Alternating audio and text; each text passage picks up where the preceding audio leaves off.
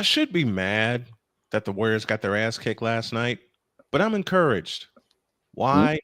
We stole one in the Twin Cities. Yeah. Now we got to steal 2 at home.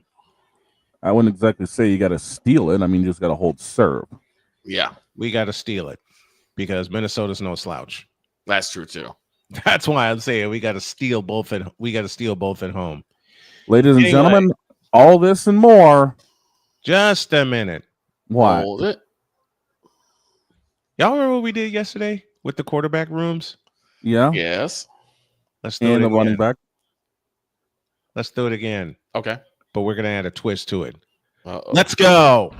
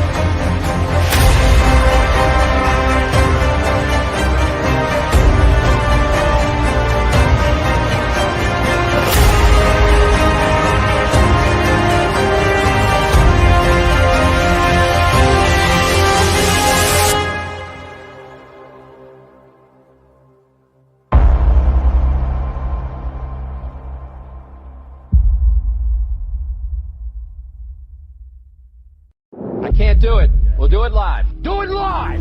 I'll write it and we'll do it live! Mister, will you please wake up? Wake up, wake up, wake up, wake up.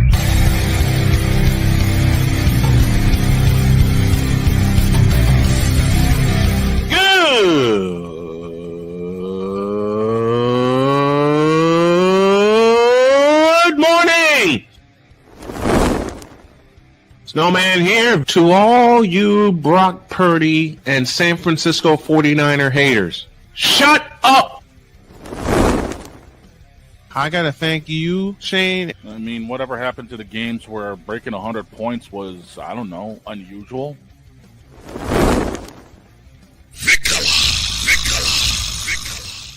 There was one word to sum up the All-Star weekend. Trays.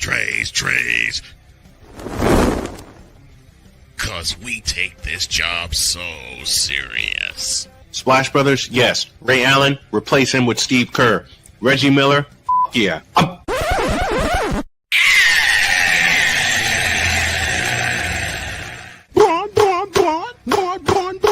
What in the all types of blue hell?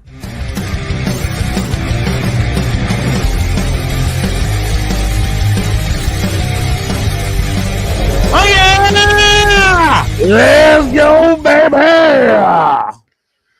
We've made it to the end of the week. Good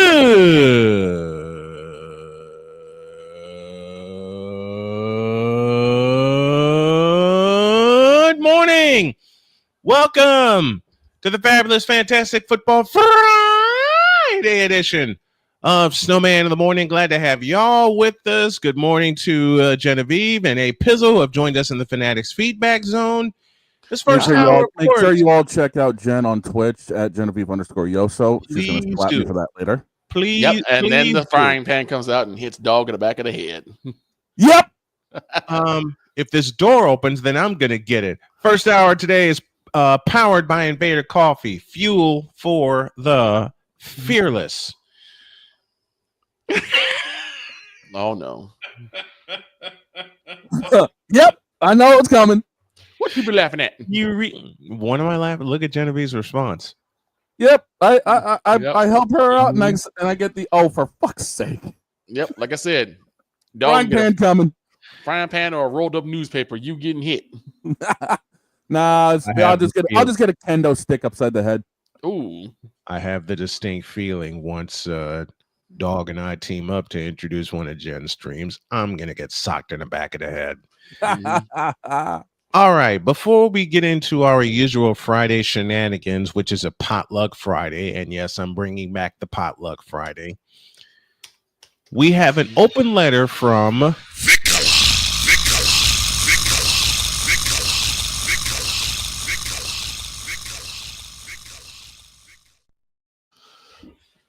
I guess Meanwhile, as Dr. K goes flying in. Right? Yeah.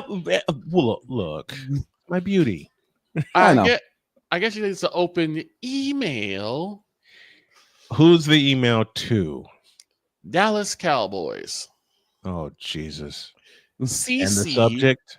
Cowboys fans. Okay, wait a minute. Let me pull this up here. And the subject is? BCC, Moronic Republic of Cowboys Nation. Subject of email. Hold on a minute.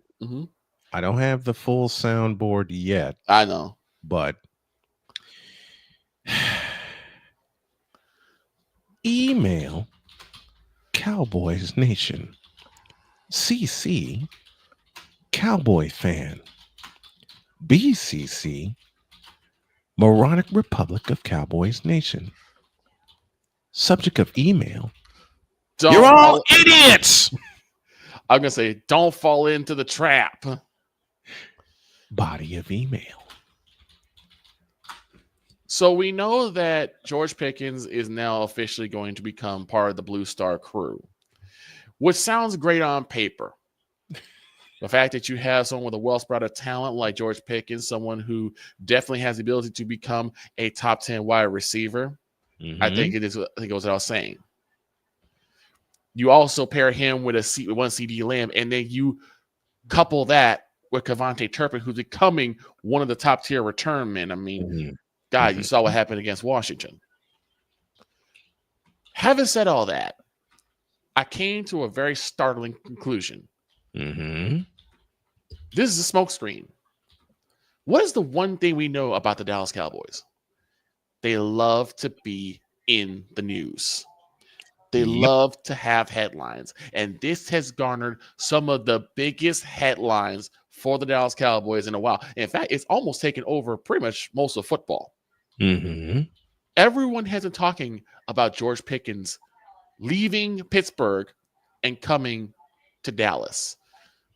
Everyone is talking about how the Pittsburgh Steelers, in grand, wonderful fashion, took a $25 roll of course and stuck it up their own ass.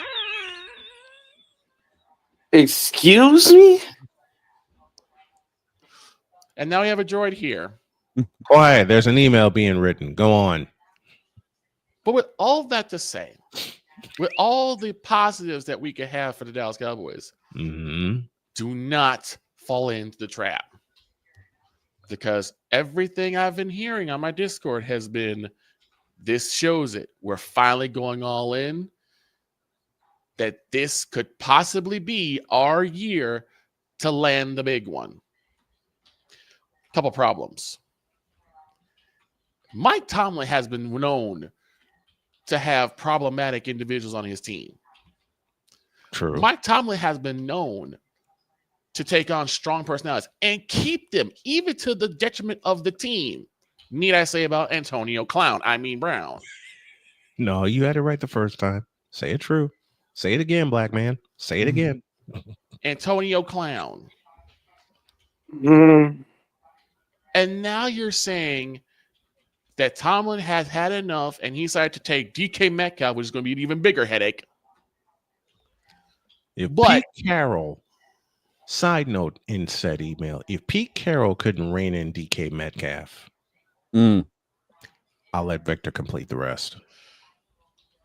And so now George Pickens will now be the possible headache for one Brian Schottenheimer. And we're led to believe, as Cowboys fans, we're led to believe that he's going to be able to rein that personality in. Yeah, right. Look, I want to be optimistic. I really do. But what happens when you hit that drought in the middle of the season, which Cowboys are known to have? What you happens? Finally put Kevontae Turpin in the starting lineup instead of making him a kick returner? I mean, you should. But I'm worried also about the fact of whether or not he's going to be I'm worried about him being like a Devin Hester, where he's only like okay as wide receiver, but he's a phenomenal return man. You don't want to ruin both sides of the ball. XFL, anyone? Well, that was ruined. Wait, doesn't that league not exist? Rock bought it and merged it into the USFL, which is now why we have the UFL. Yeah. On a side note, I'll explain why I made that reference. In essence, what happens when CeeDee Lamb is getting 10 targets and George's only getting 4? Do you think he's going to be quiet about that? And Kevontae Turpin gets none. Do you think he's going to be quiet for that? No. Especially, what if you decide to do the inverse and give Kevontae Turpin so many targets, but you stop feeding CeeDee Lamb? CeeDee Lamb also is known to have a personality too. Or getting Rico Dowdle no carries. Exactly. And that was my third point. And not getting a running back at all. What if you start to abandon the run? Wait, no. They drafted 2, didn't they? They drafted 2 running backs? They drafted 2. They did draft 2 running backs in the draft, yes. And who are we talking about again? Gerald. Thank you. What happens when you start to abandon the run? ... Again. This is why the Bears found out that problem real fast. This is why I can't be 100% sold on this league. I want to be optimistic, and part of me kind of is. Oh yeah. We need wide receiver 2. We got a wide receiver 2. Mm-hmm. The question is, does he want to be a wide receiver 2, or will he fight tooth and claw to become wide receiver 1, and we have a wide receiver controversy instead of a quarterback controversy? Oh, and by the way, Cowboys, who's our quarterback again? Dak Prescott, Cooper Rush, and Joe Milton III. Who the hell is Joe Milton? But the main quarterback and the main problem for the Cowboy offense, yes, Dak, it is you. Yeah. Amen. And like I said, I want this to work for Dak. I want this to work for the Cowboys. And something that Cowherd even said kind of gave me pause. Mm-hmm. He said the only way this works is with Dak, because Dak is the mood guy. He's the guy that can chill things out. He's the guy that can quell things. And that's all well and good, but I don't need a guy who can chill things out. I need a winner. I need someone who can throw touchdowns and not picks. You need someone who's got a set of balls to play football. I need someone who is not going to take 5, 6, 7 yard sacks. I need someone who can make good, quick decisions with the football. It would also help if he had a line. It does. And with Tyler Booker and a couple others, I think we're getting the line better. But it also doesn't help that he holds onto the ball too long. I have a very important question, Victor. Yeah. Okay. Who's your OC? Lord, if I know. I rest my case. Lord, if I know. We're still trying to figure out what Brian Schottenheimer is going to bring to the Cowboys, offense. And even Clayton Adams. Who? In the former Arizona Cardinals offensive coordinator. Well, that's what we got to deal with. I quit. Like I said, who? I quit. I'm going back to bed. So see everybody Monday. So in closing, let's calm down. You can applaud that Jarrell kind of got George for a steal. I mean, we gave up a third round and a 5th round. We got a 6th round out of it too.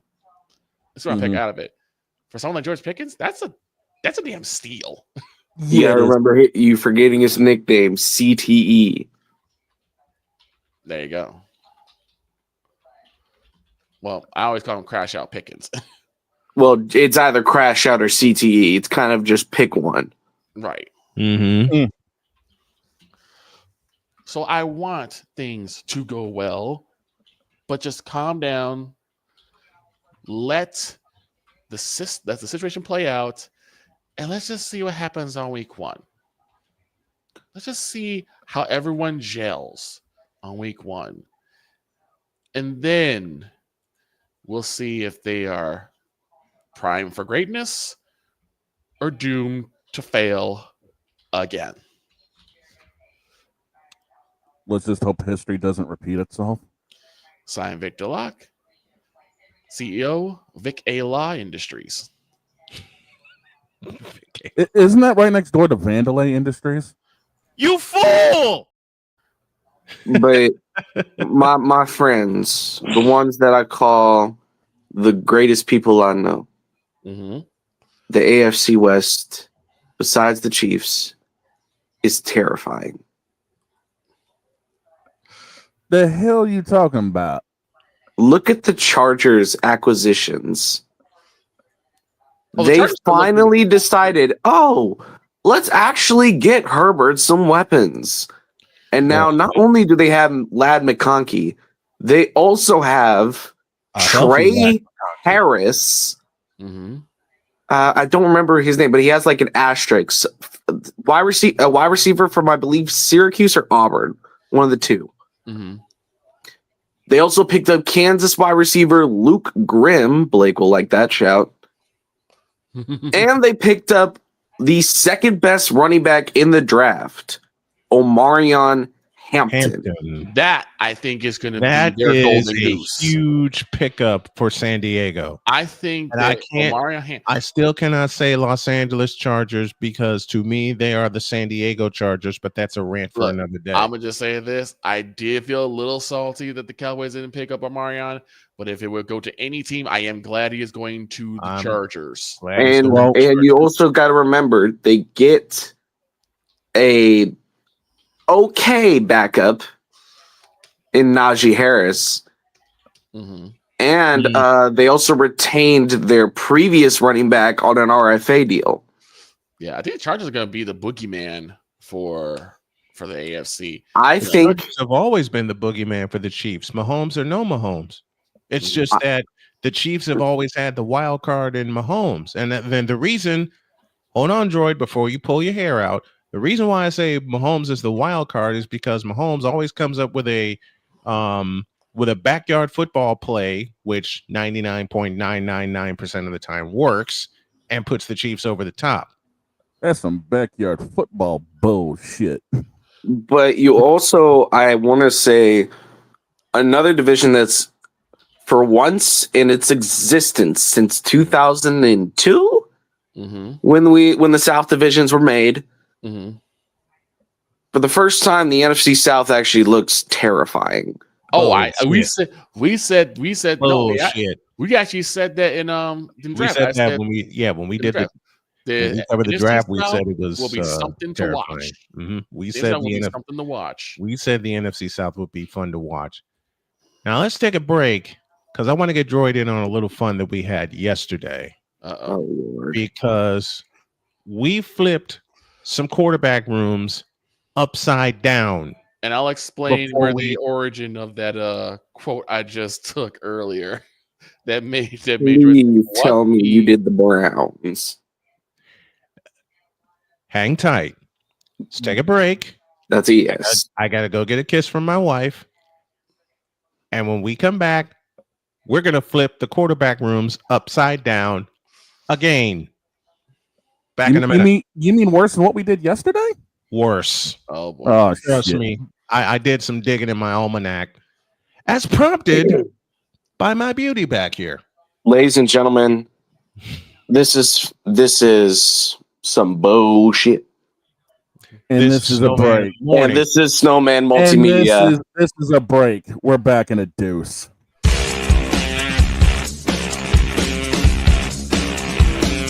This is Snowman in the Morning.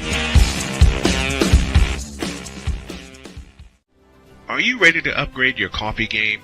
Prepare for an invasion of flavor with Invader Coffee. It's the caffeinated elixir that fuels champions, the blend that pushes boundaries. Whether you're battling deadlines or exploring uncharted territories, Invader Coffee has your back.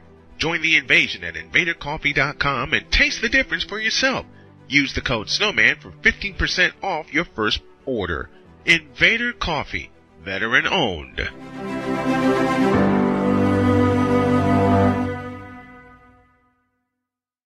Join the transporter to Hades. Your butt and gut becomes one. Join the reformer of hooker whores. This is my daughter, Placenta Booty Johnson. Join the bronze god whenever you are in distress, take off your baseball cap and throw it in the air. Join your very own superhero of broadcasting, Chris Bass. So whatever color crayon they get, they palm it and do 2 circles, and that translates to, I can beat up black people. As he takes you through the week's paces in Baseline. Live every Saturday at 8 a.m. Eastern, 7 a.m. Central, Pacific Time Zone people, just stay asleep when this is on live and just catch the recording. Oh, I'm sorry. Exclusively on the Chris Bass YouTube channel.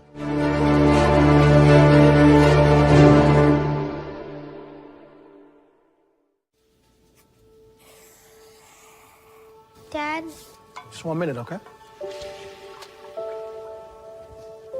Hey, Bobo, do trees tell each other stories? I'm sorry. I'm afraid I don't know that. Hey, why don't we go find out?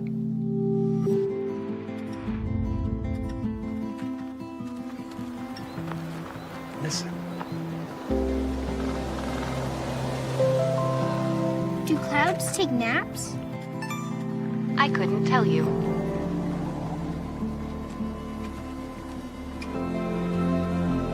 Can birds draw pictures? I don't have an answer for that. Dad, do stars visit their friends? Look!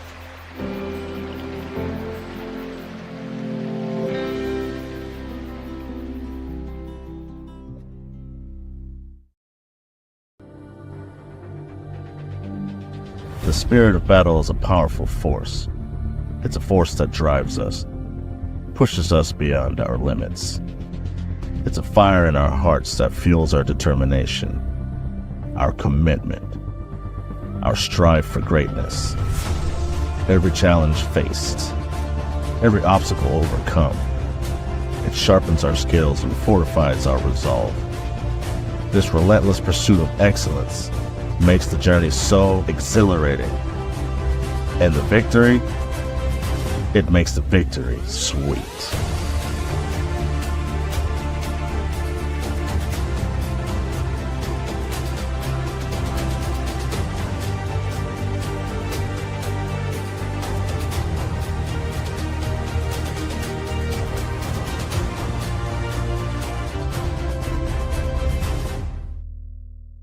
Hey everybody, Snowman here. Looking for the best way to experience live events? Well, SeatGeek has you covered.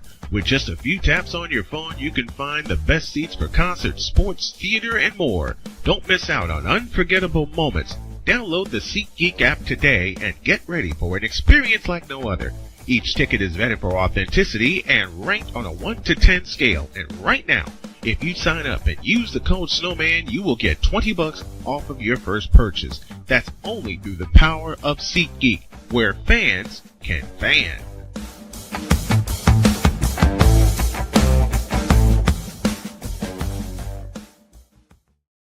Mister, how do you operate this Twitter thing or this Instagram thing or whatever the heck? You're supposed to know all this stuff. Anyway, welcome back to the show. Rain Dakota Prescott, a.k.a. Dak Prescott. Okay. A.k.a. Where is it? Oh, no. A.k.a.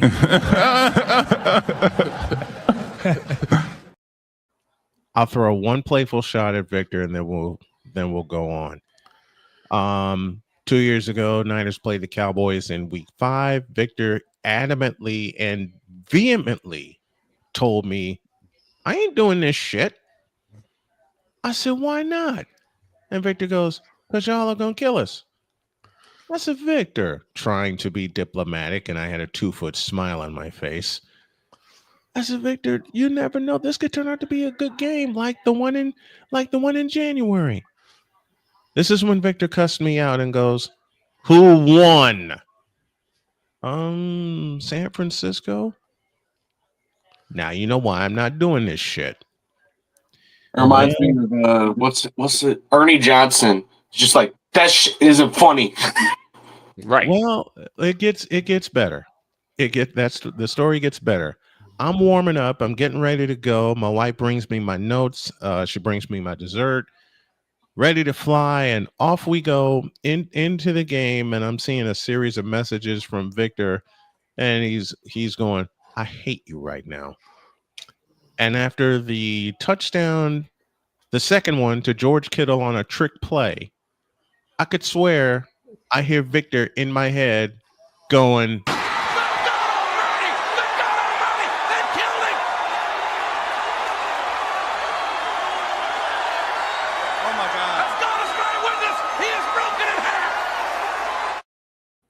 and this is before Fred Warner laid a hand on him.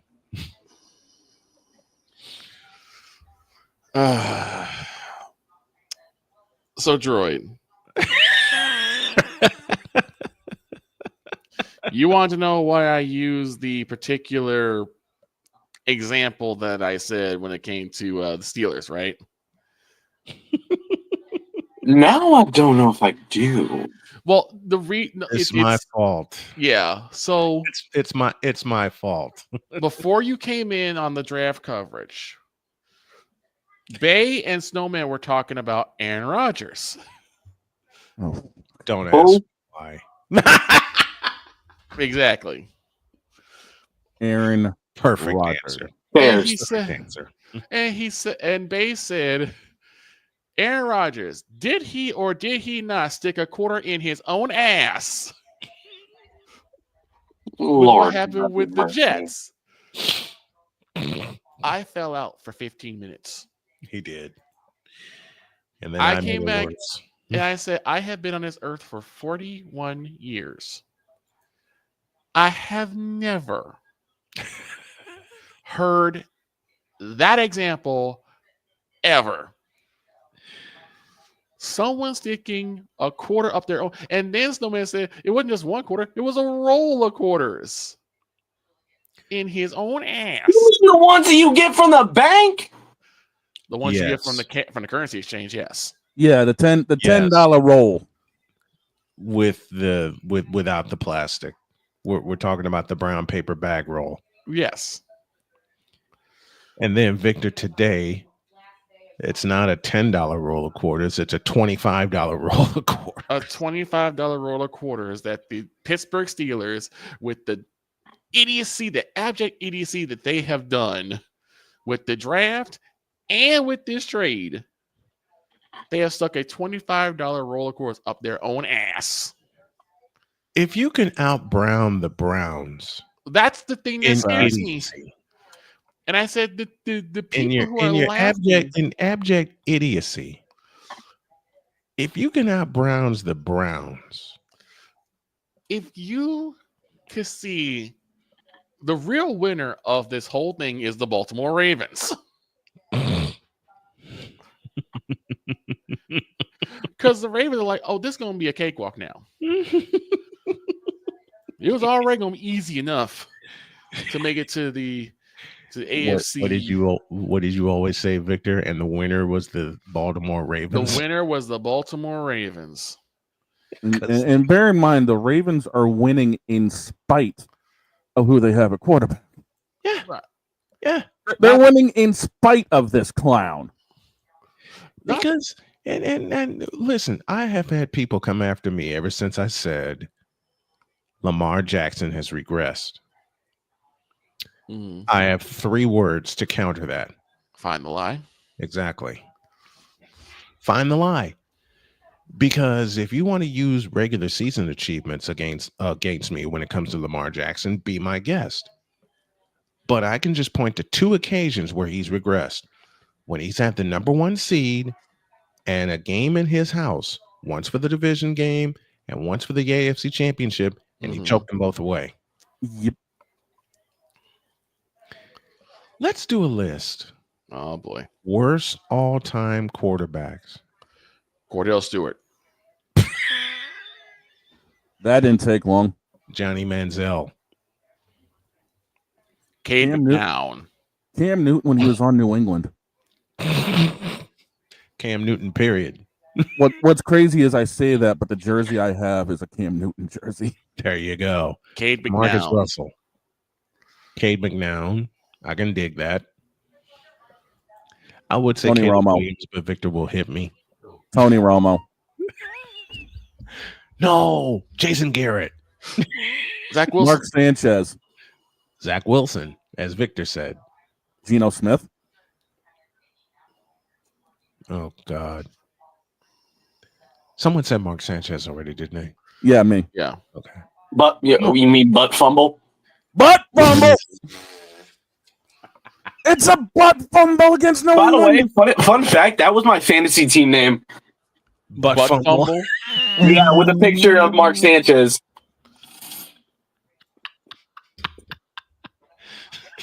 What's crazy is I believe that was actually the Thanksgiving nightcap when that happened. Was 2012.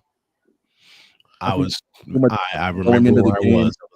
I was at my girlfriend's family's house when we watched that happen live, and the whole room got quiet. By the way, we need to do a fantasy NFL league around here. I never thought you'd ask. Unfortunately, some people here have more ball knowledge than others. What? What you trying to say? What are you talking about? What I'm trying to say is somebody's going to run the table every single year. Well, quit talking about yourself. What you mean? I mean, it's not like we have this clown playing with us. Oh, dear. It's not like anyone's going to be risking and doubling down to get this clown either. Chicago already did that. Jay. More. Oh, Justin Fields. Yeah. Russell Wilson. And yes, Wait, didn't Russell win a chip, though? Yeah. Yeah, at least Russell has a chip. You got to get Russell got a ring. Wait a minute, hold up. By the way, Droid, speaking of someone saying they're going to run the table, the great Fat Tino said he's going to be the one running the table. Listen, you got just as much ball knowledge as Shannon Sharp. Shut up, Blake. Rip. Rip. With your OV Bon Jovi, not your Mahomie, Canes and 5. Ladies and gentlemen, the segment has already devolved. Let's start at the top. Drew Bledsoe. Chris Miller. Atlanta Falcons. Matt Castle. Oh God. And I'm talking about when he played for New England and Kansas City. I'm going to fuck Victor up with this name. Gary Hogaboom. That's about as bad as 38-day-old Mayo. The backup to Danny White. Yep. Yikes! Who got knocked the fuck out against the Bears in November of 1985. Right. You know it's bad when your starting quarterback gets knocked out in one series, and the very next series they knock him out. They knock the backup out. Right. Oh, who else? Carson Wentz. Damn. Yeah. Dan McGuire, former Seattle Seahawk. Currently, how about Tua? Paxton Lynch. I don't know. The only reason why I wouldn't say Tua is because a lot of his situation is hampered by the concussions. Who remembers when Paxton Lynch went to the Broncos and he did nothing? Nothing. I remember that. They were like, "Oh, storied prospect out of Memphis and intercepted." Vinny Testaverde in his later years. Hey, look, Testaverde led a hell of a comeback against the Miami Dolphins. I watched that game live. Okay, that was his last great game when he threw for 230 yards in the fourth quarter alone. This is for personal reasons, even though I think talent-wise he's probably pretty decent. Colin Kaepernick. I'm gonna hit you in your knee. But Pizzo just brought one up. Brock Osweiler. Oh, Brock Osweiler. Oh my God. Wasn't he also a Bronco? Matt Schaub. Schaub, that's a poll. That is a pull. Match. Okay, so this guy's a tale of two different sides. Jay Cutler. Mm, You can say that. Well, Jay Cutler was like, listen, Jay Cutler was loved by fans, but he was a terrible player. Mm-hmm. That's the thing. My mom tried to convince me to like Jay Cutler. I looked at my mother. God bless you, Mom. I looked at my mother and I said, "Are you crazy?" And as soon as I said that, Mom says he's looking good though. Turn to the television. Guess what happens? Intercepted. Yes, he promptly This threw. is an old Chief. This is an older Chiefs poll, and the mentor to Patrick Mahomes, which I believe is one of the big reasons he became so good, is Alex Smith. Alex Smith was actually good. Okay. In his time in Kansas City, but as soon as he was gone from Kansas City, went to Washington. What happened? He got That his was leg broken Washington. in two different places. That I got was an old Washington. Chiefs quarterback. Joy probably will not remember this name, but I do. Bill Kenny. Bill Kenny. Okay. Bill Kenny. I'll give He you. wore I'll number give 9 with you. the Chiefs. I'll give you another former Patriot, Brian Hoyer. Oh, I remember Brian Hoyer. Brian Hoyer hopped around with everybody. Was he also a Brown too? Yes. And a Cardinal. Brian Hoyer beat the Minnesota. Teddy Bridgewater. Wait a minute. Brian Hoyer beat the Vikings, which caused Paul Allen in his annual 12 Days to Christmas song to go, Brian freaking Hoyer. Yep. Ooh. Okay. This quarterback is known for one good play. And it's Diggs, sideline, touchdown. Case Keenum. Case Keenum. Case Keenum. Case Keenum. No, I got one who was known for his Heisman year, but not his NFL years. Andre Ware. Oh, here's one that everyone basically talks about his shortcomings. Tim Tebow. Yep. And he was short. Okay. Ooh. Here's a Raiders poll. Cody Fajardo. Oh, really? The current CFLer who's now a Grey Cup champion? I remember him. I'll give you another Raiders No, poll. you got to give him some respect. Former Wolfpack. Hey, I'll give you another Raider poll. Jamarcus Russell. Who cares? Somebody already polled him. Somebody Let's already polled him. Let's get back into the NFC East. How about a Sam Bradford? How about a Sam Howell? Sam Howell. I got a give you Raider one poll for you. Wait a minute. I got a Raider poll for you. Let me see if y'all can dig back into the Wayback Machine for this name. Mark Wilson. Ew. That's about as bad as in that South Division. Blake Bortles. You want to go into the You want to go into the Wayback Machine? I'll give you one from up here in my neck of the hood. Scott Zolak. Oh God. Scott Zolak. Dear Lord. I got a 49er pull for you. Okay. Tim Rattay. Tim Rattay. Out of South Carolina. Dude was awful. Honestly, I think Dr. K might like this poll. Matt Hasselbeck. Matt Hasselbeck. I remember that one. I'll give you one. I'll give you one from down in Droid. I'll give you one from down in Droid's neck of the hood. Brodel Croyle. Brody Croyle. Yeah. However the hell you say his name. Yeah. No, I got one. I got a Browns pull for y'all. Uh-oh. Brady Quinn. Oh, yes. no. Next. I remember Brady Quinn. Oh. I'll give you one. I'll give you one from Victor's neck of the woods. Quincy Carter. Who wore the same number as Jason Garrett. Yep. Number 17. Jonathan Flago with a great pull. Elvis Gerbach. And then God, I actually remember that name. And then A Pizzle follows it up with Ken Dorsey.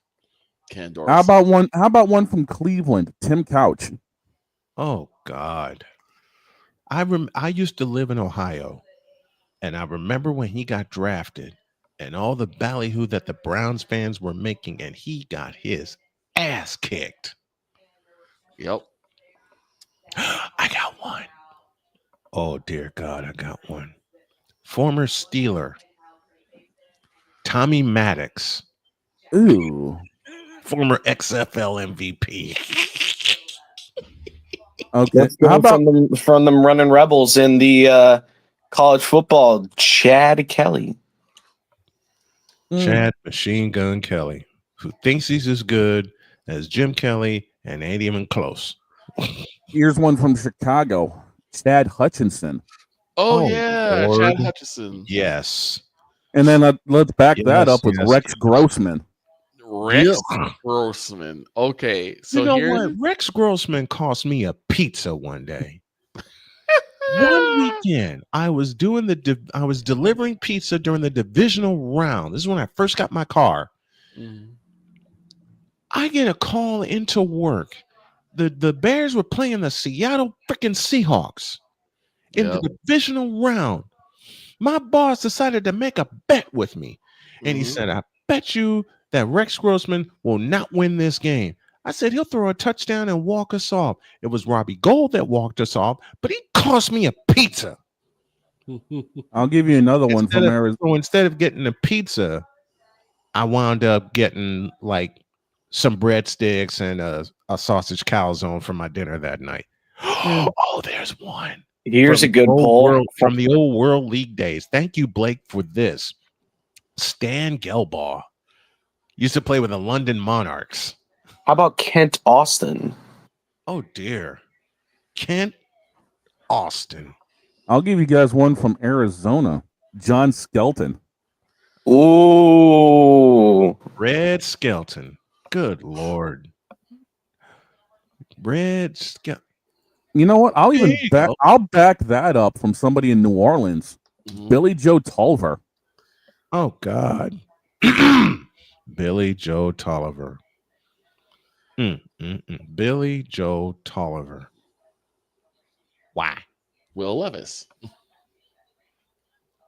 Hey, Pizzle pulls up our Schleister. I'll give you one. All right, here's one from Indianapolis. Mike Pagel. Oh God! Don't make my wife come in here. Right. What's wrong with you? Frank Sauer. Matt Painter, since we're talking Colts. Ew. The man who temporarily replaced Peyton Manning before they drafted Andrew Luck. Yep. All right, here you go. Let's go to Seattle. Oh no. No, can't use that one. We already said it. Geno Smith. This one's for the supervillain. Uh-oh. JC Watts. Oh God. Oh, Curtis Painter. Thank you, A Pizzle. Curtis Painter. Oh no. Dan Orlovsky. What about Carson Palmer? Palmer was actually good. Listen, like Palmer was good in the system that he was in, but then they took him out of that system and that screwed him over. Yeah. I'll give you a name. Steve DeBerg. Hey, I remember DeBerg. Who's that forgotten quarterback out of Atlanta? Oh yeah, Desmond Ritter. Wasn't that his name? Yeah. Desmond Ritter. DeBerg, listen, I was away at college in 1990, and he went toe-to-toe with Warren Moon. The only problem was Warren Moon threw for 554 yards. No, check that. 527, 554. By the way, fun fact about the Cody Fajardo poll. I have his rookie card. Nice. Very nice. Which is worth nothing because he was nothing in the NFL. The supervillain chimes in. Kyle Mackey. Okay. Drugs are bad. Okay. Drugs are bad. Blake, I brought up Brody. Oh God. Here's one out of Baltimore. Kyle Bowler. Oh no. What about one out of Miami? Josh Heupel. Heupel. Screw you. I'm the only good names I'm good at pronouncing is Russian names. That's because you watch them for a long time and you get the pronunciations right, which I applaud you for. Here's another one out of Indianapolis. Jonathan, thank you. Out of Tampa Bay, Mike Glennon. Yep. Planning. I'll give you another one out of Indy. Jeff George. Oh God, Jeff George. Jeff George, who thought he was Mr. It when he graduated from Illinois. And then he had to put that safety in front of it. And then got smacked around in Indianapolis and smacked around with the Raiders. He thought he was Mr. It, and then he had to put the S and the H when he went against Indy. Mm-hmm. Because they did the same thing to him that they did to Andrew Luck. Mm-hmm. They didn't give him a line. They didn't give him a line. Oh, no. Mike Garrard, Jacksonville. Garrard. Oh. I don't know where I came up with that. Thank you, Mr. McCoffey. Danny Werfel, former Gator. How about this one out of Cincinnati? Achilles Smith. Oh, my God. Former Oregon quarterback who sucked royal ass.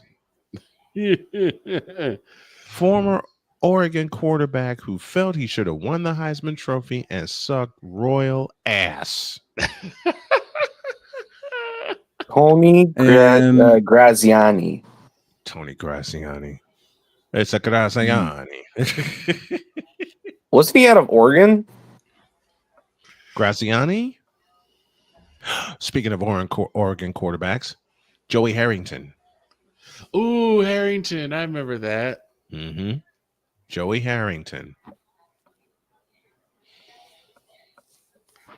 Steve Fuller, former Bear. How many of these are going to be Bears? How about Chris Winkie out of Carolina? Chris Winkie, yeah. Chris Winkie. Chris Winkie ain't winking no more. The 29-year-old quarterback who was great at Florida State but got to Carolina and couldn't do a goddamn thing. Well, it was Carolina, so what did you expect? Oh, here's a Chiefs poll. Pete Woods. Oh, jeez. Oh, Ryan gave me a Jets poll. Bryce Petty. Bryce Petty. I'll give you an Arizona poll. The shake and bake man himself, Jeff Blake. How about a Jags poll for my father, Blaine Gabbert, who threw a game.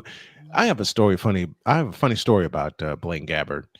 Me and the ex-roommate were on our way to what the hell is that place? It's a place up in Schaumburg. GameWorks. We're on our way to we were on our way to GameWorks.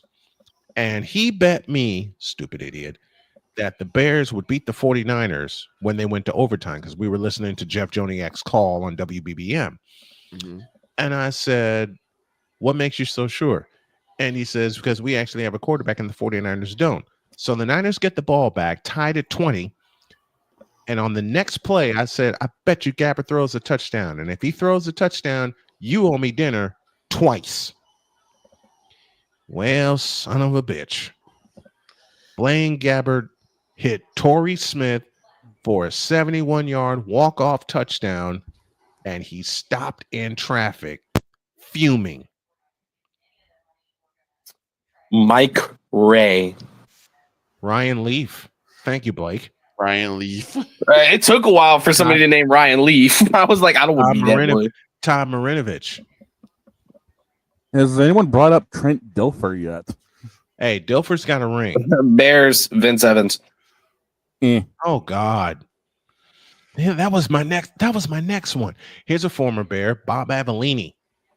Paul McAdoodle Donald. Out of Cleveland. Here's one for Philadelphia and Cool Breeze himself. Thank you, Jonathan. Christian Ponder. I'll give you one out of Philadelphia. Bubby Brister. That's Pittsburgh. Oh, they got him listed for Philadelphia too. Oh, he did play with Pittsburgh, Philly, Jets, Denver, Minnesota, Kansas City. Oh, here you go. Former Iowa quarterback who played with the Lions for about 2 years. Chuck Long. And the oldest quarterback the Bears have ever had who couldn't stay healthy for nothing. Greg Landry. I got two New Mexico players, Brad Wright and Stoney Case. Stoney Case. Stoney Case How was about- on his way to. Oh, you know what? Former quarterback out of Hawaii who couldn't make it in the NFL, Tim Chang. Tim Chang. I'll give you another name, Jeff Comlow. Oh God. Dwayne the Rock Johnson. Cliff Kingsbury. Cliff Kingsbury. Thank Ryan McCoffey for that pull. I'll give you one round of the Giants. Who had a half a cup of coffee with the Jets. Ryan's saying it's a full cup. I say it's a half a cup of coffee. I'll give you one out of the Giants. Danny Cannell. Oh, jeez. Florida State product. I'll give you a current one with the Giants. Well, I don't think he's with the Giants anymore. Tommy DeVito. I'll give you one out. He had one good game, and everyone was like, "Oh, he's the next big quarterback." Right. Speaking of Giants, the quarterback that preceded Hall of Famer Phil Simms, Scott Brunner. I'll give you one out of Dallas. He wore number 12 with the Giants. He preceded Phil Simms by 2 years. And when he played against the 49ers in 1981 in the divisional playoff, the 49ers tore him to pieces. Did you already say Colt McCoy, my friend? No. That's another Browns. I'll give you one out of Dallas. Steve Walsh. No, I got one for you. I got one that'll help put this to bed. Former Cleveland Brown. You ready for this name? Mm-hmm. Spurgeon Wynn. Spurgeon Wynn. I got one from Colts Nation. Sorry, Dr. K. Sam Ellinger? Well, I'll see your Spurgeon, and I'll raise you out of Chicago, Bob Avellini. Already said him. Oh. Yeah, you already did say him. I'll see my Spurgeon win, and I'll raise you Seneca Wallace. Seneca Wallace. Yeah, I haven't heard that in a minute. Oh God, Ryan, where you pull this? I'll raise you Seneca Wallace with Charlie Batch. Charlie Batch. You know, I'll raise you Carl Todd from the Jets. Oh gosh, Charlie Batch. Charlie Batch. Who I actually affectionately call Charlie Bitch. I'll raise you Frank Holch from the Steelers. I'll raise you Frank Reich from the Buffalo Bills. Oh, Lord. And you know what? I'll raise you from Lord Chicago. have mercy. Let's talk about Frank Wright. I'll raise you from Chicago, Vince Evans. I'll raise you, even though this guy's a champion, Jeff Hostetler from the Giants. Hostetler, yeah. And Blake just beat us all. Nathan Peterman. Nathan Peterman, Ryan Nassib. Nathan Petermeme. You know what? And I'm going to go out to San Francisco for this one. Tim Rattay. I already said him. Oh, he did? I said him 20 minutes ago. You realize how long we've been going at this, right? Jet and Steeler, Neil O'Donnell. We've been doing this for 30 freaking minutes here, okay? And the problem is? I lose track of who we've said. This is true. I do also. Let's see here. Who else? I got one. Oh, jeez. I can't believe I'm going to do this. From the Buffalo Bills, Joe Ferguson. From Chicago, Gary Huff. I'll raise you with Mike Frankowiak out of Denver. Oh, God. I'll see your Mike Frankowiak from Denver, and I'll raise you Craig Martin out of Denver. I'll top both of you out of this is Houston, Dan Pastorini. This is a shot at Victor. I'll raise you Gary Hoggaboom out of Dallas. Oh, beat you to it. Beat you to that one. How about Dan Lefebvre? Wait. Thank you, Jonathan. J.P. Losman, Buffalo Bills. All right, did Tim Tebow, Ryan. How about out of Chicago, Dan Lefebvre? Oh gosh, really?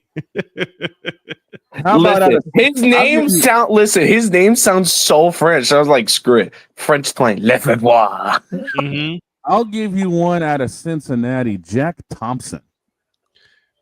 I'll raise you Jack. I'll see your Jack Thompson. Raise you EJ Manuel. EJ Manuel, no. I'll call that with Dave. I'll call that with Dave Klingler. Not David Klingler. Not David Klingler. Yep. You almost said Klinger. I was like, what is this? MASH? Yes. It's a MASH unit. Did we I do was watching JP that shit last night. Dude, have we done JP Lossman yet? Yes. Okay. What about Greg Cook? Yep. Got him. How about Danny McCoy? How did Who? Former Cincinnati Bearcat Danny McCoy. No, I got one. Rodney Pete from Detroit. Tony Pike, Carolina. Oh God, not Pike. Not Tony Pike. How about out of Seattle, Rick Meyer? Oh, he sucked. Oh, here you go. From the Detroit Lions, Eric Hipple. Who got murdered by the Bears. Adrian Burke. Jack Trudeau. Oh, God. Former Illinois quarterback. And I loved him once upon a time. Lefty, Scott Mitchell. And thank you, Dan Lovely, for tuning us in this morning. Ooh, here's a good one from the former Colts team, the Baltimore Colts. How about Terry Southall? No. Good God.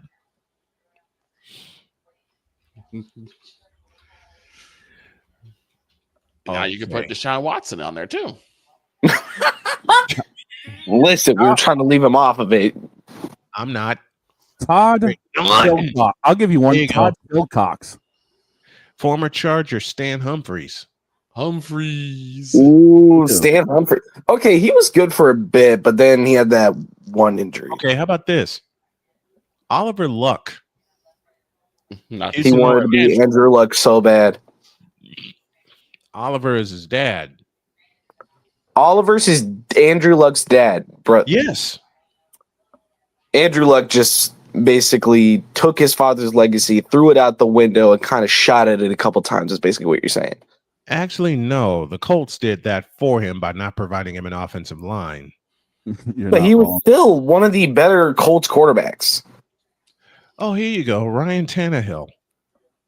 Did we say Okay, that? Tannehill actually was the only thing keeping Miami alive. Okay, one Here's more. what- How about this one? Vince Young. Oh, Lord. Well, that's another Tennessee player. I'll counter that. RG3. Robert Griffin the third. You could Cam Newton. You know what? We did Cam Newton. Jonathan gave us another one. Brandon Wheaton, former Cleveland Brown. Chris Chandler from Ryan McCarthy. Yeah, there Matt you go. Leinart. That's Matt a good Leinart. one. Oh, God. Matt Leinart. Blake with Andrew Walter. Lord Matt Barkley. have mercy. What? Was Blake? We could keep doing this. Lynn all. Dickey. You know what? Blake, I already came up with Winky. You know what? Actually, no, not Lynn Dickey, because he was actually really good. He's in the Packers Hall of Fame. Mm-hmm. Steve Grogan. Former Patriot. You're not wrong there. Brian Sipe. Former Let's Cleveland do another K-State quarterback, Dan Minucci. Ty Detmer. Cleveland Browns. Chad May.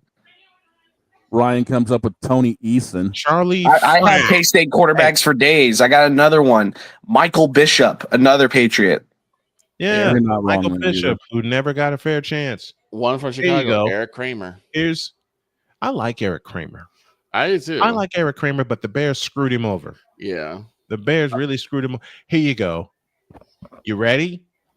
Bruce Gradkowski. Skylar Thompson. Oh, all I got to say is, guys, you know we could be doing this all day, but we're up against the break. Let's keep going.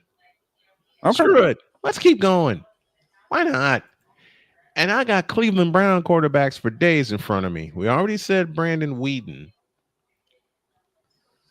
Already said Brian Hoyer. Mm-hmm. All right, y'all ready? Josh McCown. Oh my God. Yeah, I wasn't gonna say McCown. Because I remember that hilarious moment where McCown throws a game-winning touchdown over the Vikings and knocked them out of the playoffs. That's and right. And the legendary PA call from that one. Well, you know what? Screw it. Considering we've already halfway roasted New England quarterback room, I'll give you another former New England QB who's currently down in Jacksonville. Mac and Cheese Jones. Mac Jones. Dan Brownson. Oh, I mean, since we're going there, Daniel Jones, who is now a Colt. Raiders pulled David Hum. And Daniel Jones may wind up being the starting quarterback in Indianapolis. Oh, boy. I'll have to get Matt Taylor on to get his thoughts. Hopefully next week we get everything in order and we get back to Bruce Matheson. Who the hell is that? Former Charger. Yeah. He played at Wisconsin. He ended his career on the Seahawks. Wisconsin? He was a Wisconsin Badger? No. No. I think it's that Nebraska. Okay. Tommy, speaking of Cornhuskers, if he didn't have blood clots in his legs, he'd have been a great quarterback in the NFL. Tommy Frazier, former Did you already say Keith McCant? Yes. Oh, here you go. A quarterback turned politician, Heath Schuler. I'll give you another name. Mike Phipps. Mike who? Exactly. Mike who? Exactly. Tanner Lee. Tanner Lee. Who in the Vita Blue hell? No, better question. Come here. Chris. What in the all types of blue hell is a Tanner Lee?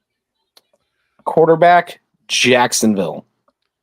That explains everything. Repeating my question. What in the all types of blue hell is that? I'm surprised no one's dropped this name yet. Joey Harrington.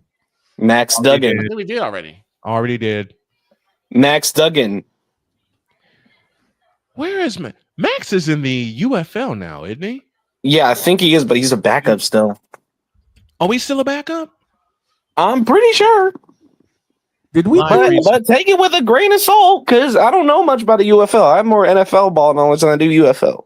That's Droid. I'm gonna give you the assignment of some live research. Find out where he's a backup. Max Duggan. Ryan comes up with Boomer Esiason. St. Louis. Esiason was actually good. Duggan is the quarterback for the St. Louis Battlehawks. It should be He's 2-0, 24 completions on 49 attempts, 295 yards, 2 touchdowns, 2 interceptions at a 64.6 rating. Todd Reason.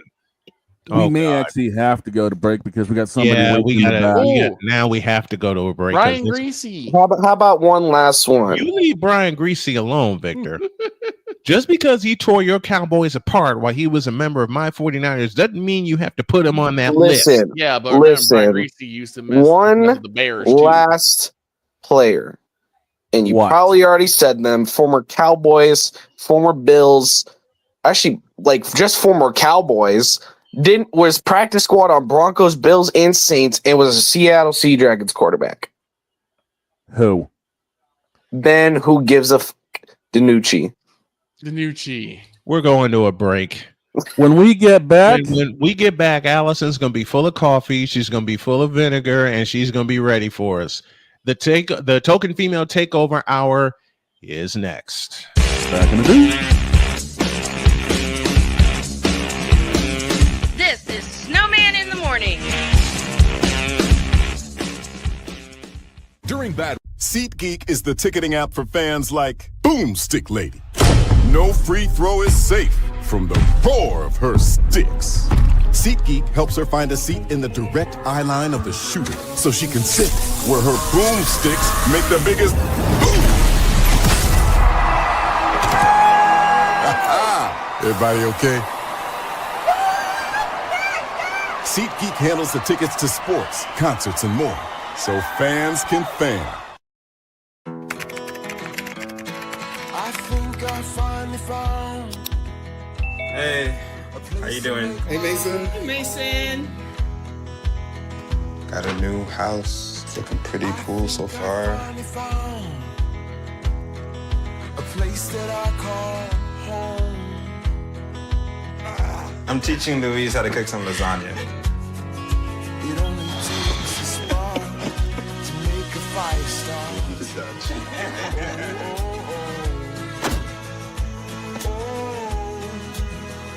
Thank you. Study, please.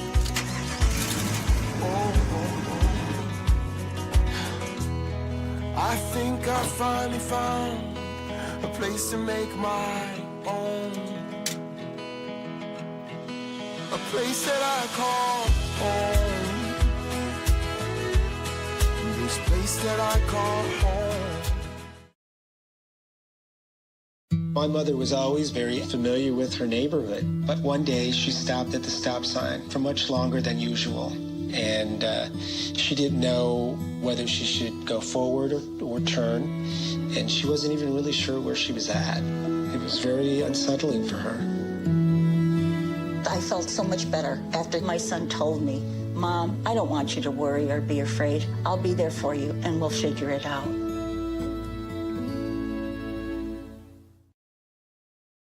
This planet has been great to me. It's given me gifts that I can't even explain. It's given me adventures and memories I'll never forget.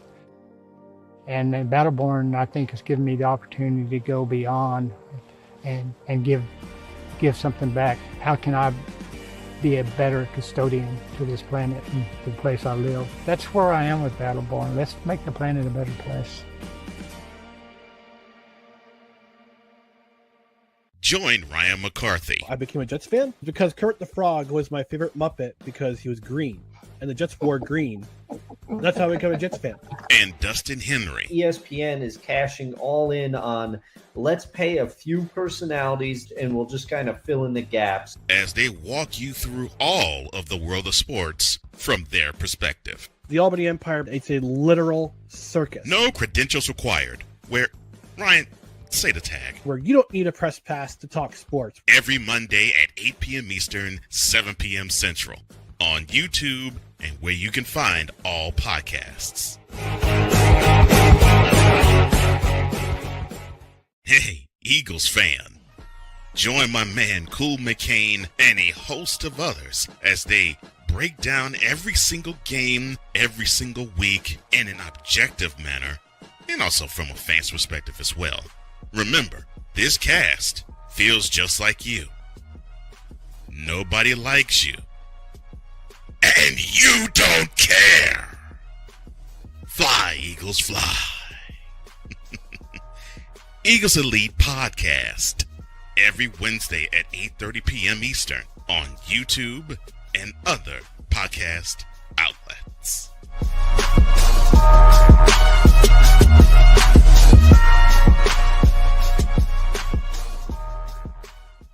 Mister? How do you operate this Twitter thing or this Instagram thing or whatever the heck? You're supposed to know all this stuff. Anyway, welcome back to the show.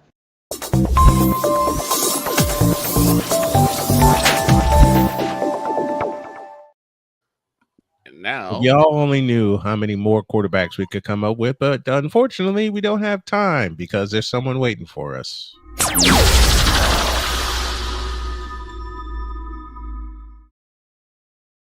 And here's Allie. Now to see my Hey guys, how are you? We're doing great. How are you? Cordell Stewart being the worst Bears quarterback. Here's Allie. Oh no! By no means was Brian Greasy ever the worst Bears quarterback. I said Cordell Stewart. No. Oh God, no. You weren't alive. Let me think for a second. Rick Meyer. I'd go with him. I could probably say something about Chad Hutchinson and his backup role. I was gonna say Chad Hudson. I'm like, wait, he was a wide receiver, not a quarterback, right? I'm like, no, that's got to be a quarterback. I got a funny story to share about Bears quarterbacks because my mom grew up a Bears fan, born and raised in Chicago. Yeah. She used to razz me for years about my team of choice. And she kept asking me for years, why do you like the 49ers so much? I went upstairs and I drew the number 16 on a piece of paper, and I came back downstairs and I colored it in red. And I said, does this answer your question? And she goes, yeah, that guy, Montana. I said, yeah, that guy. And Joe Montana. Hubba, hubba, hubba. Mr. Montana. Okay. So my mom, when the Bears played the 49ers for the NFC Championship in '84, Mom had the audacity to look me in the eye and said, what if the Bears win today? I said, Mom, they're not even going to score a point today, let alone win. She says, all right, I have a bet for you. Lay it on me. I'll make you a pizza if you're right. You're on. I went upstairs. Why? Because I knew what was going to go on, and I knew I was going to wake everybody else up in the house whenever the 49ers scored. I came back downstairs. I wrote the score. I handed it to my mom, and I walked away. I said, oh, by the way, 23-0. And my mom was being playful. I love her dearly, and I miss her dearly. She had steam coming out of her ears, but she had the biggest smile on her face. And she came upstairs. She goes, all right, fine. I owe you a pizza. Thanks, Mom. Did your dear mother ever make you that pizza? Does Giordano's mean anything to you? Much. That's what my mom did. She made me a stuffed pizza in the style of Giordano's, and it took me a month to eat that doggone thing because it was good large. stuff. So it's one of those kind of pizzas you make on you sit on the top shelf in your refrigerator. There's no room because there's no room anywhere else in that thing for it. That's what my mom did. Giordano's is always going to be special to me because the fact that one time I had to take Ryan to a business meeting at Giordano's, and my girlfriend at the time, Toya, was with us. So we get over there. He said, "Okay, I'm gonna be probably about an hour. So y'all go do whatever y'all gonna do." We end up spending most of the time up on South Shore Drive by the Buckingham Fountain, which I will say, if you ever have a special lady in your life, that's where you go. It's where it's one place. Absolutely. That's where I took Jody the last time we were there. Was it at night?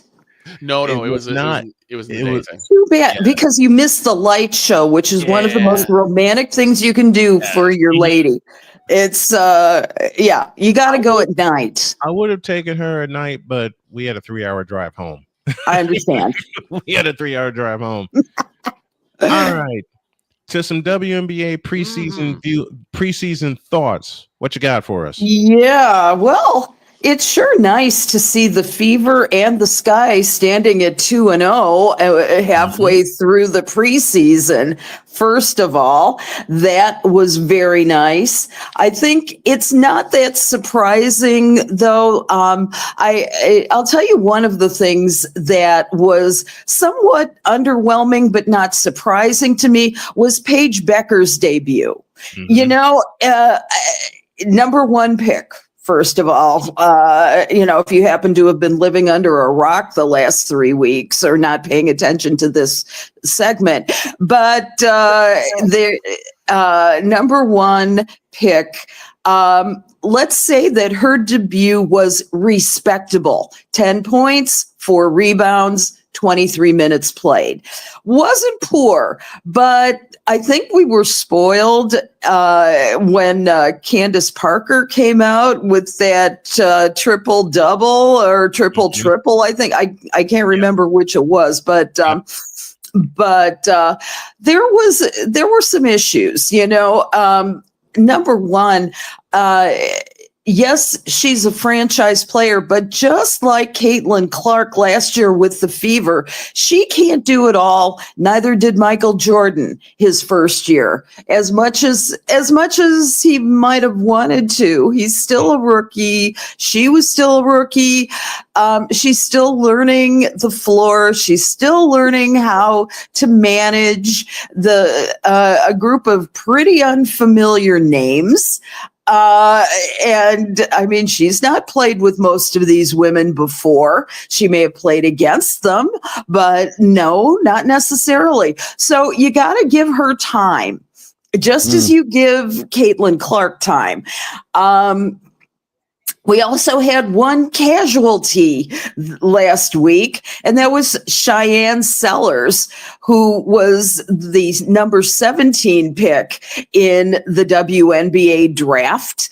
And she was picked by the Valkyries, our latest and newest franchise. And even though she was she did everything that Coach Natalie Nikhazy had told her. She said Natalie Nikhazy waived Cheyenne Sellers on May 3rd. And Natalie said that she picked up everything we asked her to do, did everything that they asked. It's just that I have to pick the best 12 that are going to fit. Doesn't mean it's the most talented. It's just the best 12. However, the good news for Cheyenne Sellers is that she was picked up pretty quickly, about 2 days later, joining the Atlanta Dream. So, so at least she's got a team. We'll see how everything goes in the remaining preseason games. She was a surprise for Maryland last year. She averaged 14.4 points, 3.8 rebounds, and 4.1 assists in her final season. So, that's impact. Yeah. Right? Yeah. It's impact. Yeah. And so, but I think the rapidity at which they were, that she was dismissed was a big deal. So I think that was a little bit of a surprise because she had a lot of hype around her. She didn't go as high in the draft as many had predicted. So, but like I said about Paige, give them all time. Exactly. Just give them time. Now, how does Cheyenne fit with Atlanta?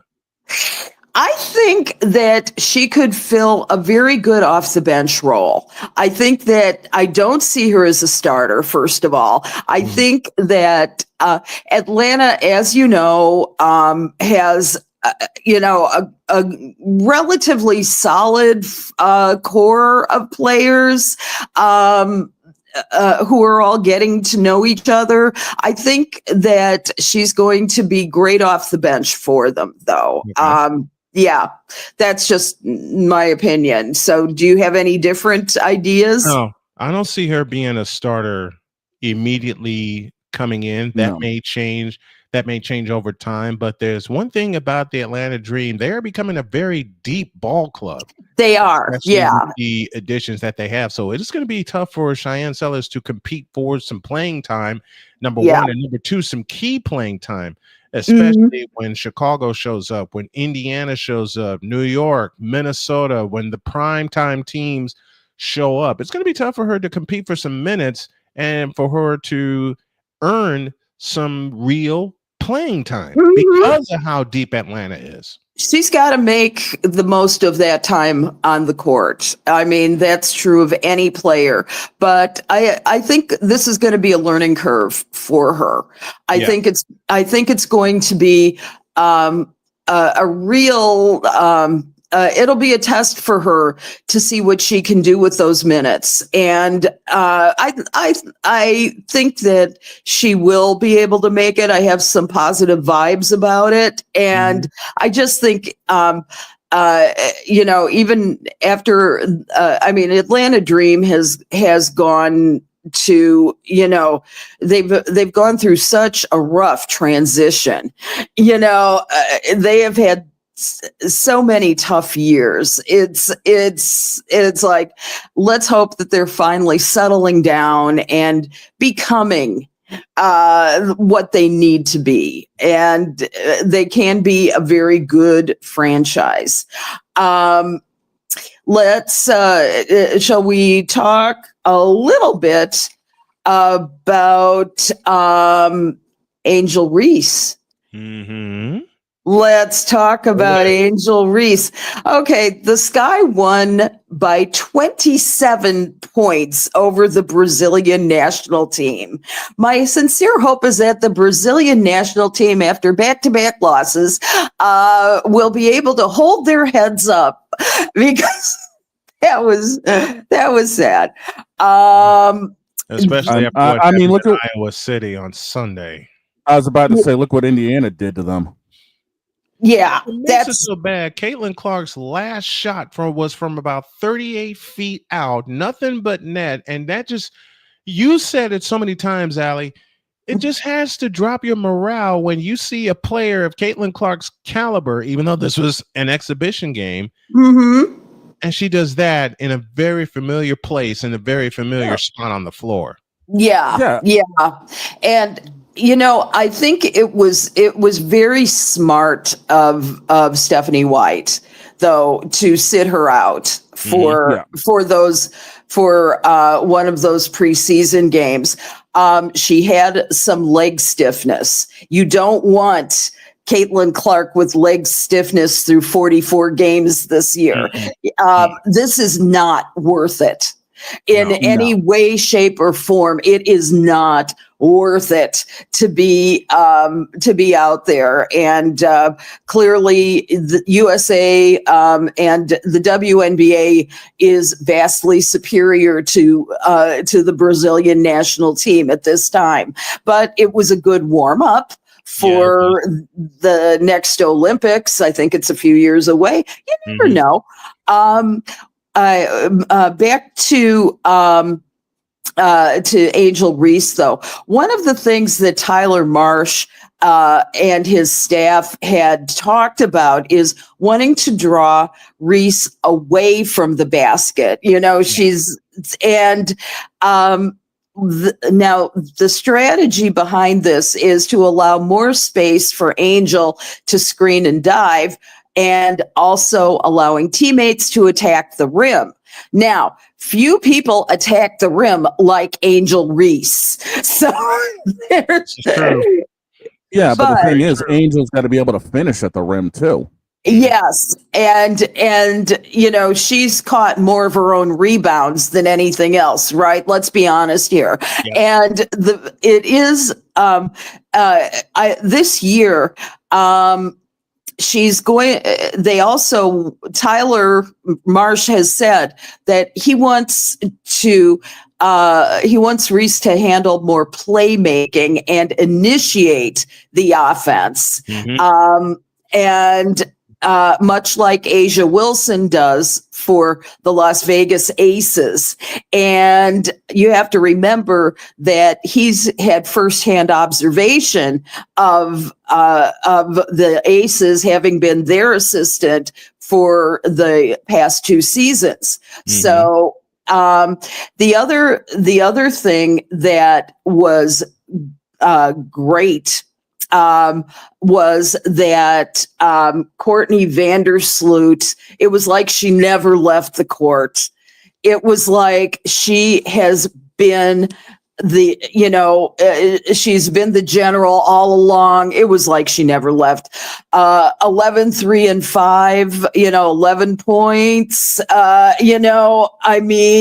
and 4 steals, which is something we didn't always see with her, No. It's so, I mean, this is something she must have learned out of New York, right? Or at least exercising that a little bit more. So Sloot is phenomenal. I mean, 74-69 victory over the Minnesota Lynx. That was great. Also, Camilla. My God, Camilla Cardoso, 10 points, 7 rebounds, 1 steal. Let's say that they are all becoming a defensive team. Which is great because when they made their appearance in the finals, that was their calling card. Their defense was their calling card, and they're getting back to it, which is huge for them. And it gives them a huge mental boost when they go up against teams like Indiana and New York and Atlanta and others to know we now have a defensive identity. And Allie, you talked about this last year, and I appreciate that you brought this up, and then we'll go to Shane here in a minute. Sure. They needed an identity. That was the one buzzword you kept using all last year because they had great pieces, but they never have an identity. Now it seems like they have one. They will. Yeah. Go ahead. I mean, that was the one thing both Allie and I were harping on for a lot of these teams was trying to find an identity for themselves. Right. And now we've got one team that's going to be known as a defensive juggernaut. That's huge. Hope and pray. Thoughts and prayers to go out with as Pat McAfee would say, T's and P's, everybody. Yeah. But I still see one problem with Chicago that will prevent them from competing, and it's something all of us, everybody on the panel talked about. Make your free throws. Yes. Make your free throws, because how many games did we see last year where free throws kept them out of the game? Were missed and horribly missed. Exactly. And the one strategy other teams have, they're going to foul Angel Reese. Yeah. They're going to foul Angel Reese. I do want to send her to the line. I do want to bring something, and I wonder if this is like if media is in a sense trying to be a little bit unfair to Angel, only because I have not seen anything about Angel in terms of the games. But what's plastered all over Google was Angel had to leave the Met Gala. Met Gala. I'm like, do we care? I want to see what she's going to do on the court. Yeah. Exactly. Now the thing about Angel, I'll speak to this. I can speak to that from a teenage girl's perspective, for lack of a better term. Remember the fashion icon that she is. Angel is building her brand, and she is a role model for little girls throughout the nation and the world. And so there's that part of her that she's developing as much as she is a basketball player. And there's a whole lot of hype around the fact that Angel, let's do a clothing line. I'm still mad at Mattel for their Barbie omission. They need to make a shy Barbie. I don't understand why they're not doing it. They have LeBron as the Ken doll. I mean, where's that going? They could. They as I often say, find the lie? Find the lie. Can you imagine? I have someday I'll have to bring it. I actually have a Bulls Barbie doll in my possession. Oh, really? And a friend of mine gave it to me like 20 years ago, and I still have it. I'll have to bring it. It's in my bedroom. There's no time now, but I just really kind of felt like, if you're going to make Angel into a global brand, you need to have a shy Barbie doll. And they won't let her use it. It boggles my mind. It was like the years that I spent before Alison became a popular name. what happened was when I was a little kid, I was one of the few Alisons in my class. And it wasn't until I got to my high school of 5,000 that that I found actually 5 Alisons in my class. I was friends with all of them. And I would write to companies and say, like those little bicycle license plates and things like that. I'd say, please make an Alison license plate, and they would write me back politely. I mean, I was like maybe 6 when I started doing that. And I would say, they would write me back and they would say, there's not enough demand for an Alison license plate for this to be even a consideration. Thank you for writing us. And please try another thing. They didn't even send me a gift certificate. You know what? I get it. I get it because there was, I kept writing to the NFL for some strange reason, because at the time that I did this, they had a promotion going that they had they had a kids club. The NFL had a kids club where I remember that. You would get a book with all the team logos and the team names in it and all the players and everything, and you get a few extras. I didn't realize that it cost money at the time, and my dad was really tight-lipped about it. But he had planned a surprise for me when the mail came in one day, and he marched up to my room and he said, "Why did you stop writing the NFL?" I said, "Dad, I don't know. They never got back to me." He puts a box on my desk, and I ripped it open and screamed to the heavens because I was so excited because Dad actually had ordered the package a couple weeks ahead of time. And I forgot that they always ended each commercial. Anybody who, and I know I'm dating myself, anyone who has ordered something off of television back in the day, you know the rule. Please allow 4 to 6 weeks for delivery. Right. I forgot that part. You know what's funny? I did want to ask this question though, Allie. Do you think at some point that will they force Angel to pick a lane? Will one take precedent over the other? Will she have to become more the basketball player than the fashion icon, or can she still manage to juggle both? I think with Angel being as young and hungry as she is, I think she's going to try and juggle both. I think if one takes precedence over another, if her fashion brand and her, her style brand and all of her, outside activities start affecting her on the court, you better believe Marsha's going to come down real hard on her. They'll force her to pick a lane. Yes. The hammer will come. The hammer. Pardon me? I couldn't quite hear that. The hammer will come for her. Yeah. Yeah, and I think that she knows what brung her, and I think that she can handle those priorities relatively well.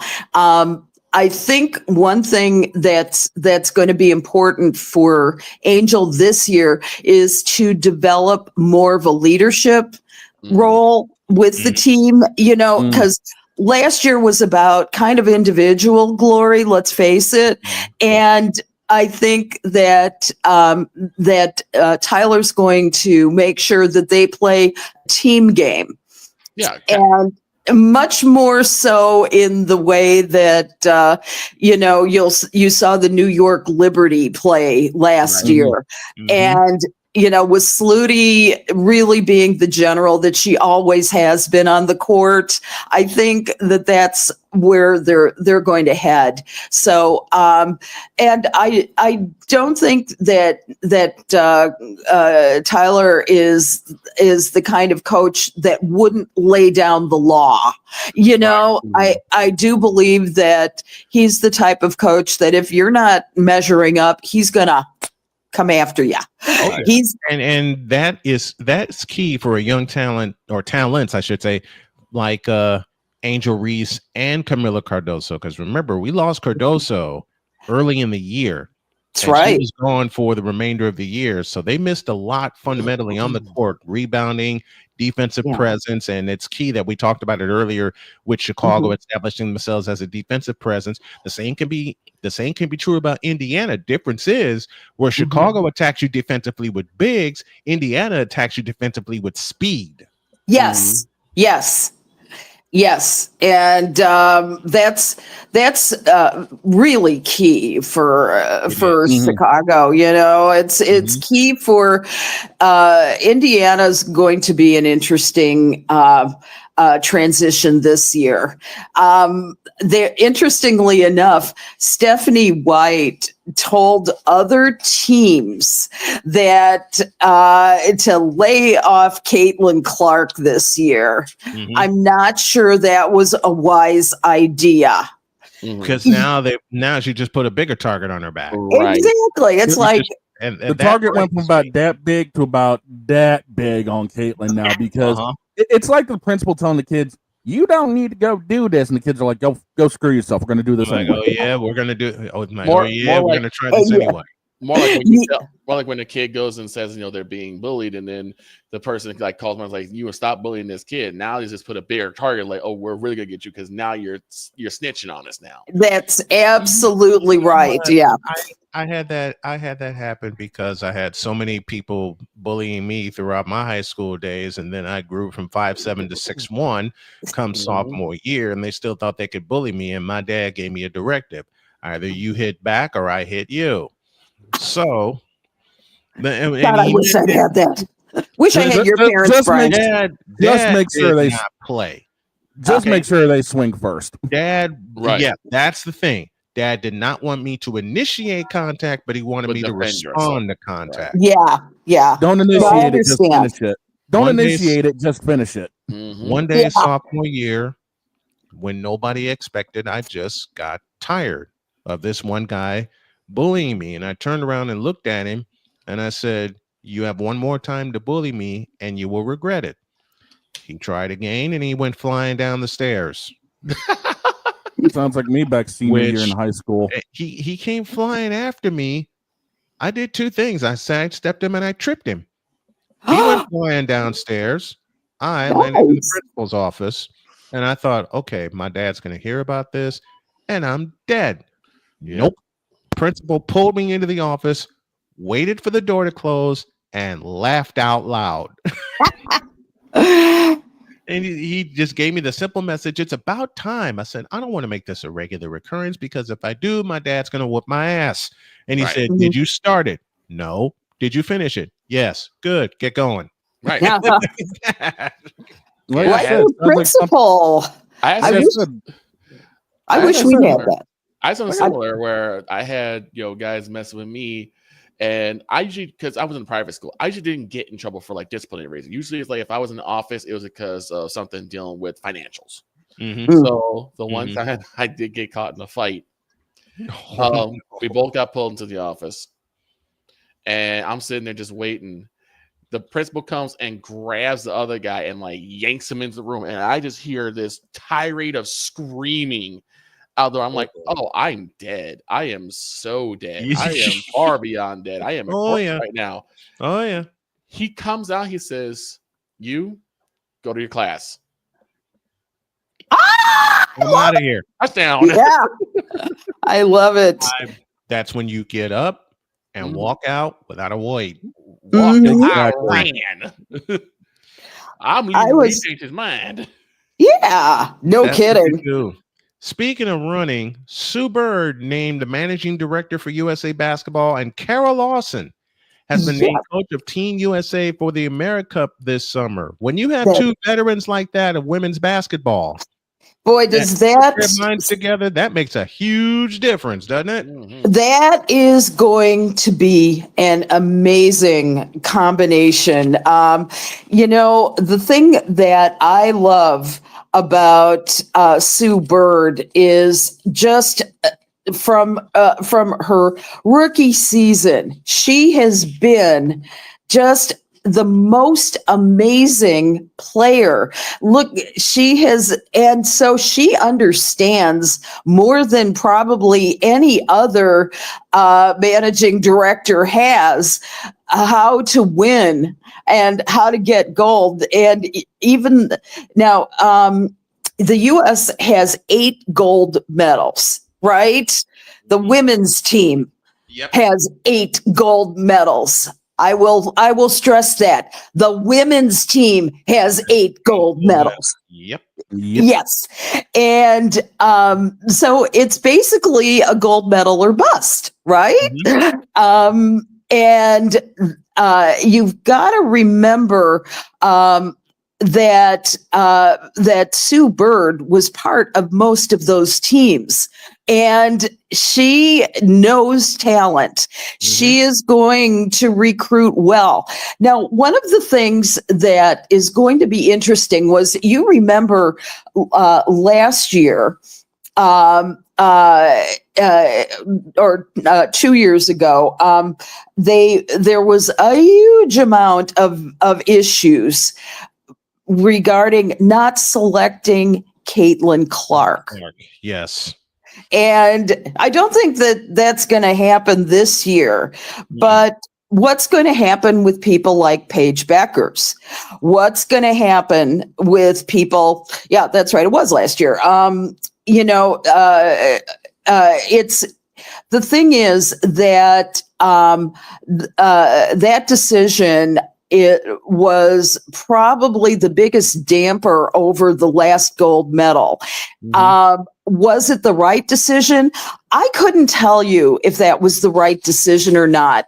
I know that it was more likely that, you had so many really good players on their last legs, like Diana Taurasi, like Brittany Griner comes to mind. And even though I don't think that she would say that she's on her last legs by any stretch of the imagination, I may say it before she would ever say it.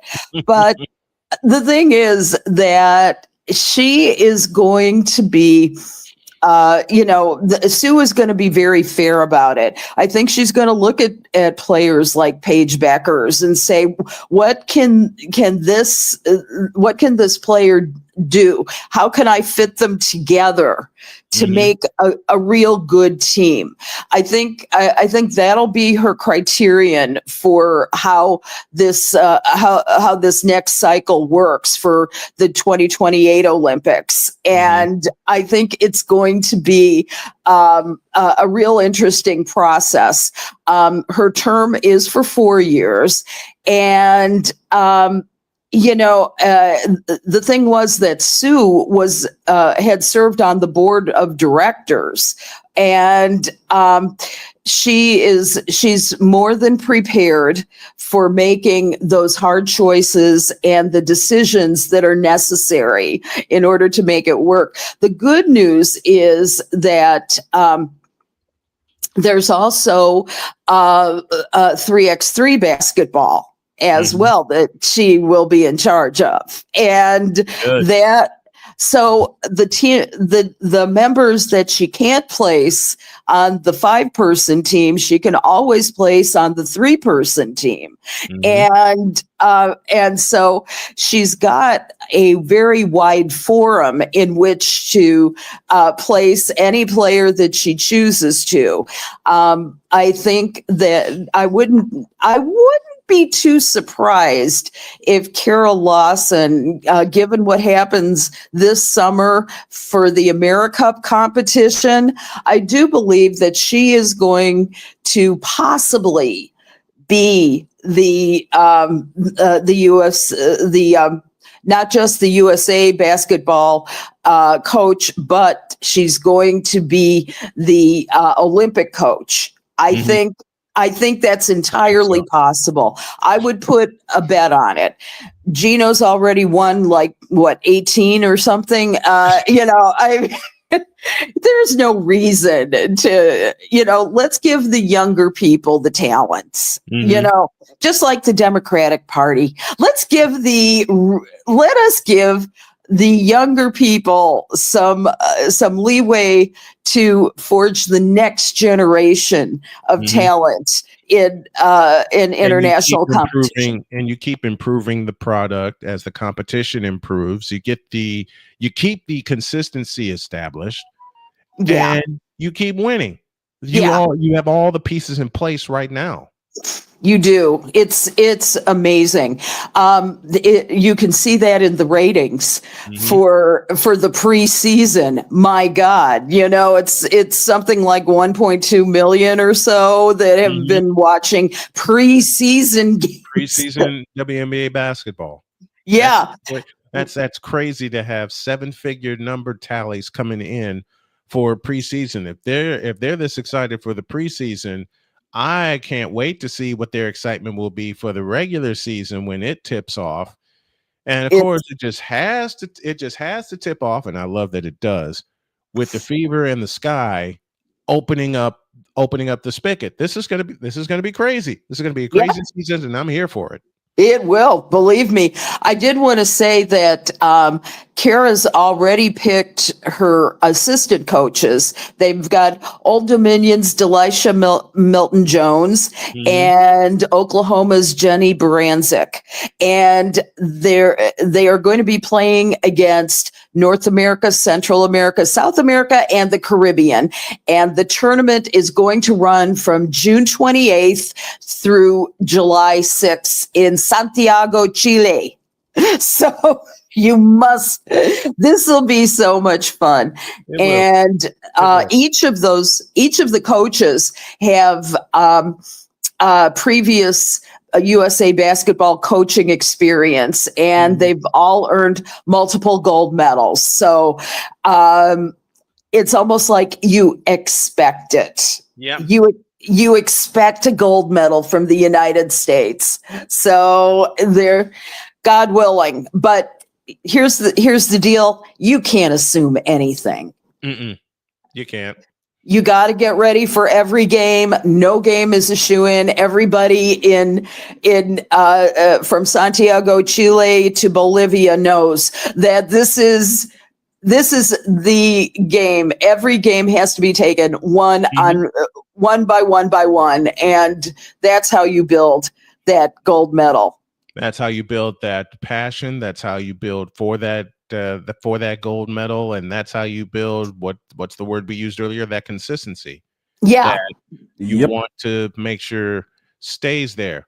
One more note before we get out of here, and I'm glad you brought this. A boost in Kansas City for women's rugby. Believe it or not, rugby is kind of like women's wrestling. It's a real up and coming sport, and nobody is, I guess, is more surprised. I suppose, but I shouldn't be. Right. But they set a new attendance record in Kansas City. They drew 10,518 fans at CPKC Stadium. And that is the first stadium in the world to be purpose-built for women's sports. I think my next vacation is going to be to Kansas City. So I have friends out there. I really do need to go visit them. So the thing is that the one rising tide lifts all boats, right? The rise of WNBA, the rise of the NCAA, the rise of all women's sports is fueling all of this wonderful and important time in women's sports overall. I cannot wait to see what happens in the future, because right now, everything that I prayed for back, 20, 25 years ago is coming. And it's coming alive. Next WNBA, it's going to be even better. With the NCAA and the WNBA, it's going to be even better when we see Juju Watkins. Yes, on the floor in full uniform. Just, man, when Juju Watkins gets drafted, I'm going to have 3 big monitors here in front of me watching every single move and every single game. I cannot wait next year to cover women's basketball in full, because the buzz around Paige Beckers was the same buzz around Caitlin Clark, and it's going to be the same buzz around Juju Watkins and Allie. You know this as well as anybody. It's going to be crazy. I will tell you, I had such a great time on Saturday. We had taken Greg's grandson out for his birthday, and we went to this sports restaurant, gastropub thing, and they had they had a women's basketball game on. Ollie looks up at the screen and he says, "That's Hannah Hidalgo." And I'm going, the kid knows his stuff. I'm going, how do you know this?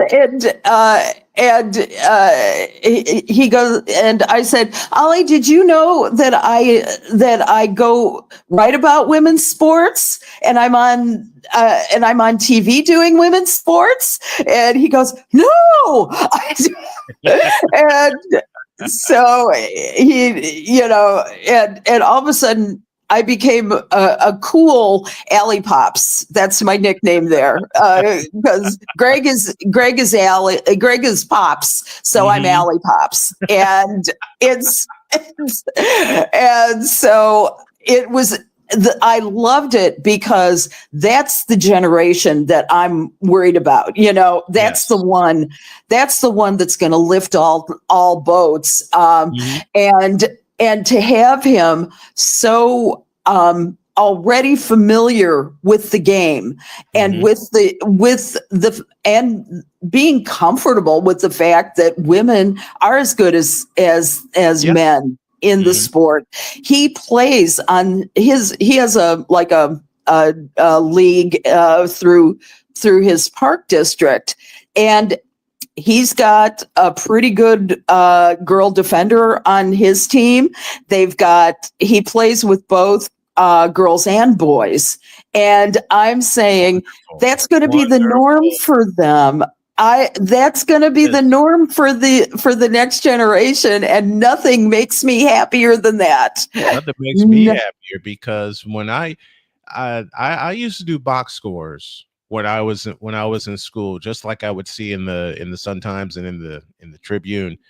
I wouldn't have just boys' names down on the team. I'd have girls' names down there too, and it was just awesome to think about. And then I became a broadcaster and started covering women's sports, and now I'm glad I started doing this. Yeah. I am so happy that I started doing this. And Allie, it's great to have people like you aboard with us doing this, especially when the WNBA tips off. Oh my Lord, it's going to be crazy. I am going to be at Sky Media Day on Monday, and so I will be reporting on that, and maybe get you a little advanced video and stuff like that, and I'll be doing some conversations. Anybody you want me to have conversations with, for sure. Dealer's choice. Well, I want the coach for sure, but the rest, dealer's choice. Dealer's choice. Hopefully Angel will respond. That would be great. Yeah, that would be great. And we're about to get out of here. Allie, thank you so very, very much for coming on with us as you do every week. It's fun to have you. It's great to have you. Can't wait till next week, and can't wait for the WNBA season to tip off. It's going to be so much fun. Coming soon. Have a great week, you guys. Love y'all. Thank you very much. Love you.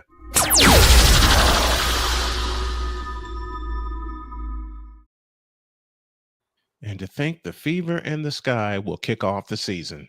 That's going to be a ratings palooza, dude. Get your popcorn. I can't wait to put the headset on for that. Oh, yeah. Get your popcorn. I can't wait to put the headset on for that. Man, get your popcorn and nachos for that one. Indeed.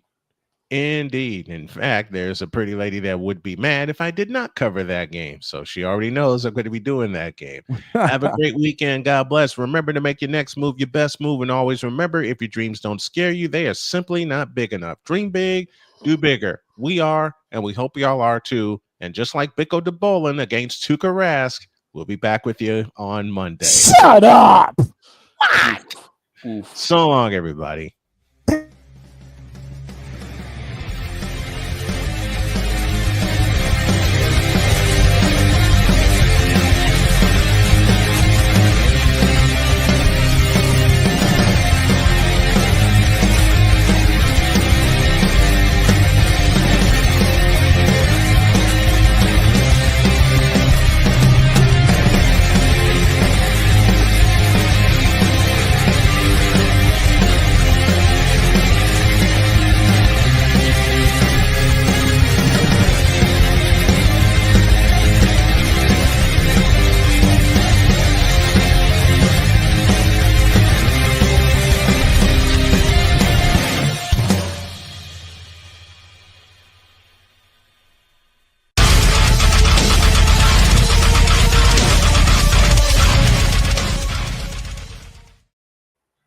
What they say?